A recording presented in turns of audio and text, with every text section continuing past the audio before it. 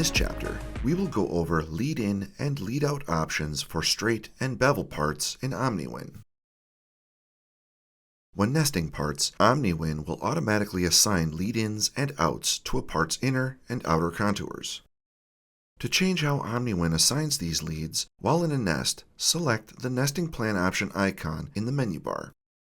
Look for Inner Contour or Outer Contour under Cutting Process Data. Here, you can change options as to how OmniWin places lead-in and outs for your parts when you are nesting in the plan. Both are similar, but deal with inner cut features and outer cut features. Both allow you to choose a method of the lead point, which is where the lead will be placed, such as snapping to a corner, which uses the lead point location in the bottom corner. Choosing the part's longest and shortest element to place the lead, or its predefined start point, which is set up in the part's creation. Other options include Global Continued Cut Length, which is used as a default value for the length of all lead-out types except for stitch and continued cut. Lead-in and lead-out line styles, depending on the angle formed between the first and last elements to be cut. Choose the start point of the contour for each of the angled ranges. To change lead-ins and lead-outs manually on a part on your nest, choose the Place Leads icon in the toolbar. It lets you move the lead in and out anywhere in the inner or outer contour. Be mindful of changing lead-in and outs of inner contours, as this will affect true hole.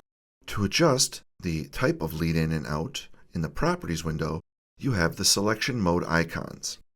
Any Technology, which lets you select any lead-in, lead-out, or any contour, or you have the icon for selecting just lead-in by itself or just the lead-out by itself. These can be found in Nest in the toolbar. By selecting either a lead-in or lead-out, you can change the type of lead-in or lead-out shape, which is called a macro. Depending on the type of macro you choose, you can change the length, the angle, and the radius. If you are cutting thicker material, you can choose a pre-pierce parameter. Different pre-pierce types, such as points or lines, depend on the type of material you're working with, as well as an offset that will move the torch an offset distance after pre-piercing so that the torch starts on the edge of the pre-pierce. When dealing with lead-in and lead-outs for bevel parts, there is no inner contour or outer contour in the nesting plan option. Instead, beveled parts get their lead-in and lead-out macros from the Perfect Cut editor, which is found under Data in the menu bar. The same selection mode icons from the Properties window apply for lead-in and lead-out macros, but you'll find many different types of macros that are for specific applications and parts designs. Again, you can change the length and angles and radiuses as needed. Once you make changes to the lead-in and outs of a part and want to change the rest of the nested parts, simply select the part you made the changes to and then right-click the mouse and select Transfer Technology.